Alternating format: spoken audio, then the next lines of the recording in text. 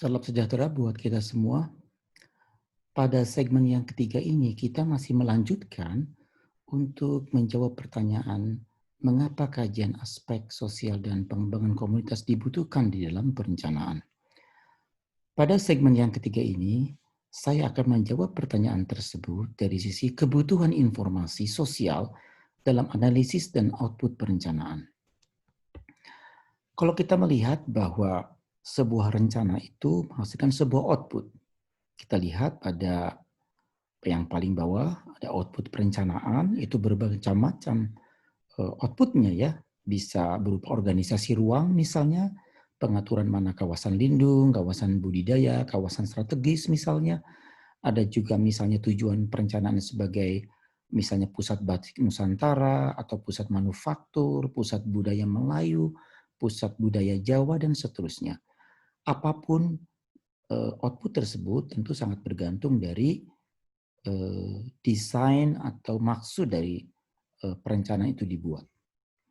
Nah, yang penting apapun outputnya, perencanaan tersebut yang tadi telah disebutkan sangat membutuhkan analisis perencanaan sebelumnya, yaitu analisis dari bidang sosial.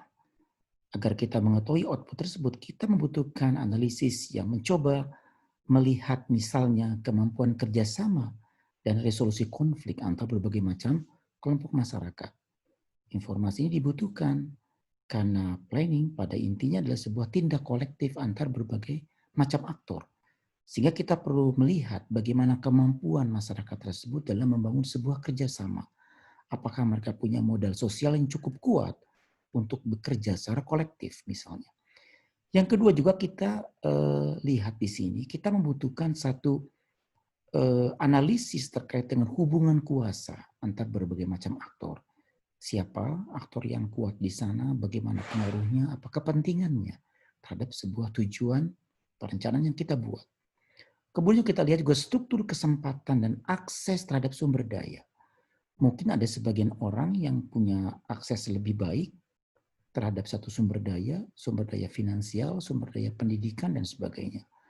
Dan di sini juga perlu kita lihat bagaimana kecenderungan dan arah perubahan sosial. Bagaimana masyarakat ke depannya itu akan berubah, ke arah mana. Misalnya sekarang masyarakat semakin biasa menggunakan gadget, menggunakan informasi dari internet dan seterusnya. Semua ini yang kita lakukan atas perencanaan tersebut sangat dibutuhkan ketika kita akan menghasilkan sebuah output perencanaan. Nah, untuk menghasilkan analisis perencanaan, kita membutuhkan informasi perencanaan, data, begitu ya. Misalnya membutuhkan sistem nilai dan identitas budaya. Apa nilai yang dianggap baik, buruk, benar, salah. Apa budaya yang cukup kuat di sana ya.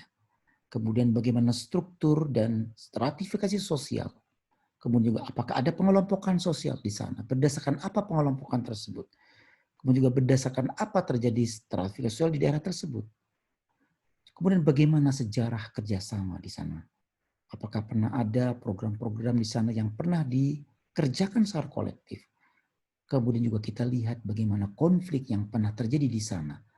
Apakah konflik karena masalah ekonomi misalnya, atau masalah etnis, atau masalah agama, atau masalah mazhab dalam agama. Itu semua perlu dipelajari untuk melihat sejauh mana kemampuan masyarakat untuk bisa bekerja sama. Dan di sini yang terakhir adalah kita harus tahu juga sejarah perubahan sosial. Bagaimana perubahan sosial yang pernah terjadi di masyarakat tersebut.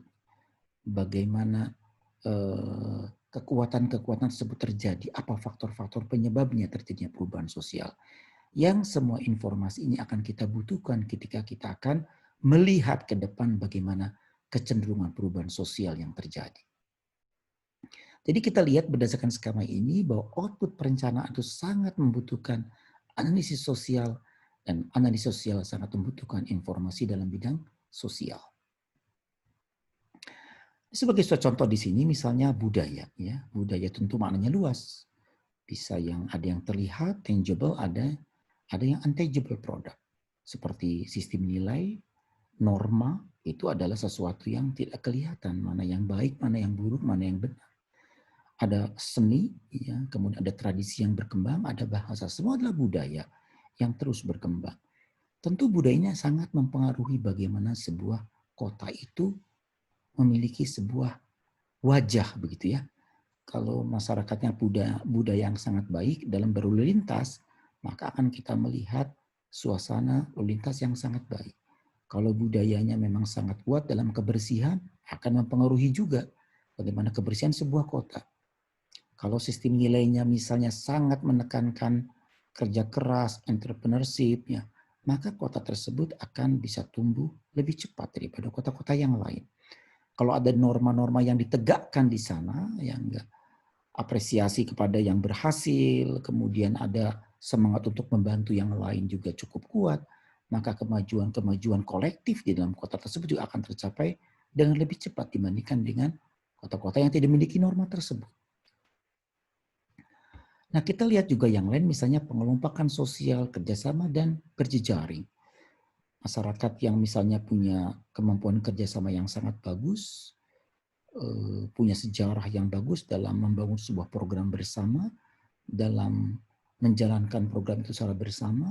Mereka juga punya mekanisme kalau terjadi konflik untuk menyelesaikannya. Misalnya mereka punya kemampuan berjejaring yang bagus antara pemerintah, akademisi, pebisnis, NGO, yang sangat bagus kemampuan berjejaring, network tersebut, maka akan bisa mencapai kemajuan kota yang lebih cepat lagi. Oleh karena itu, informasi seperti ini sangat dibutuhkan ketika kita ingin menghasilkan sebuah rencana. Baik, terima kasih. Itu yang bisa disampaikan untuk segmen yang ketiga. Kita ketemu di segmen yang keempat.